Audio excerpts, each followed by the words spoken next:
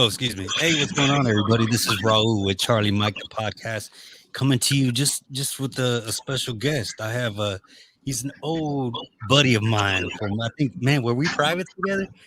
It seems that way. It's been a while. Yeah. Yeah.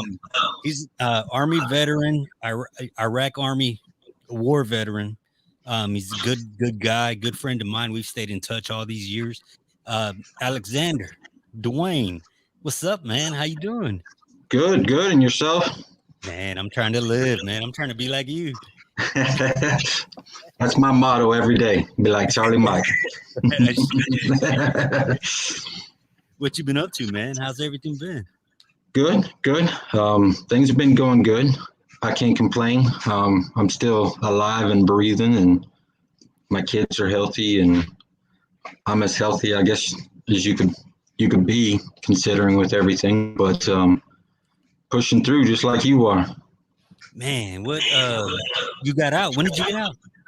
So I got out, my final time was the end of 2014. The end of 2014. Yeah. Well, I like my final because I did what's crazy is I did most of my time on active duty, and then I did very, I started with active duty. I joined active duty in 2003. And then I did over 8 years in active duty. And then I didn't want to completely get out. So I did just a little bit more, and I went transferred into the reserves, thinking I wanted to see what the civilian life is going to be like and so on and so forth. Well, the problem was you can't go from active duty to reserves. It does not work at all whatsoever.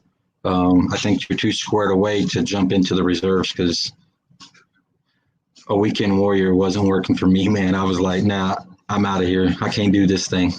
So it was either come back into active duty or just finally get out. So I just got out at the end of November of 2014 and decided to stay a civilian and kind of go from there. But I definitely enjoyed my service and time in.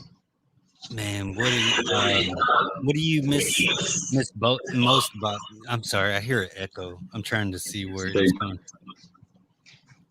Yeah. What do you miss? If there's one thing you miss about military service, what is it, brother? I think the one thing I miss is the sense of pride that it brought us. We put on the uniform, we go out there and do a job, and no matter if it was good or not, I think it was still prideful that, hey, we made it out.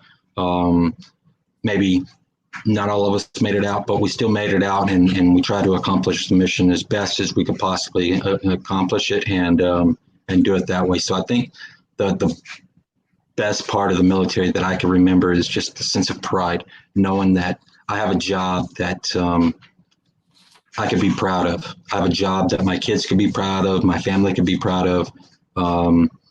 And as a whole, it was just kind of one of those things that you live, sleep, eat, military. That's it. So. Yeah, was the military one of your things coming out of high school? Was you knew you were going to do that right off the bat?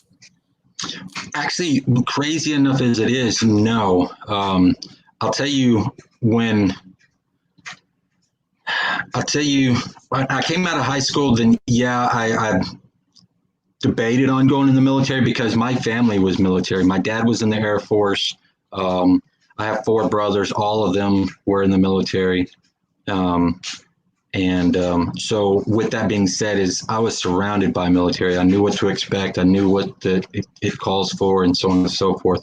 But I think when I was in junior high and high school, my thing was I was going to be a cop. I mean, crazy enough as it sounds, is I kind of really wanted to work for the sheriff's department and just wear my cowboy hat and just go and pull people over and serve my country that way. But it didn't end up being that way because it came down to 9/11 hit, and then I was watching it on the news, and then it was kind of pushing through there. I had to close some stuff off in my past. I did that, and then I finally signed a dotted line.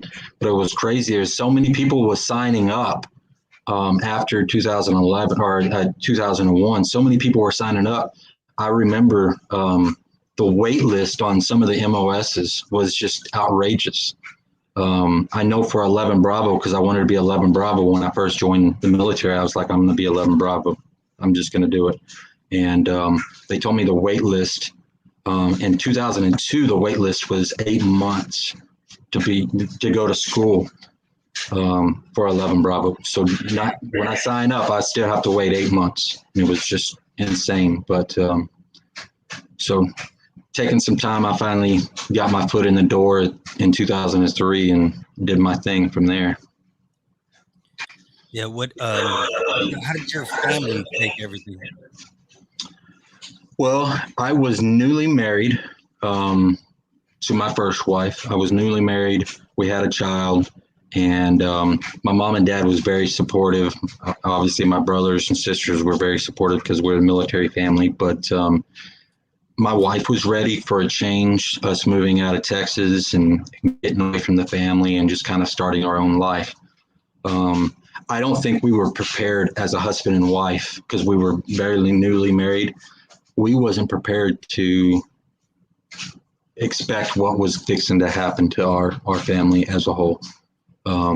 Because I know no matter how much she supported me and so on and so forth, I'll never forget at the beginning of 2004, us getting to our unit in 1st Brigade at a Fort Stewart. One of the first things they told me, I stepped foot on ground. I was trying to still get housing situated. And our NCO said, hey, get ready because we're deploying at the end of this year, man. So that left us less than freaking 8 months to kind of get our housing together, get everything situated. We still had to go out in the field. We still had to go to California and train. There was a lot of things that had to happen in the 8 months as well. So it was just like I hit the ground running. So it definitely did a toll on our relationship and marriage at first. It was a huge transition point. But. So man, let me we're gonna shoot out. We just wanted to step in, everybody, and get the intro down and tell you a little bit about Dewayne. We're gonna actually exit and we're gonna do a podcast. We'll finish the podcast, but we're gonna do it to release it later on. So we just wanted to come in and just say hello. We hope everybody's having a great night, and you guys always, Charlie Mike.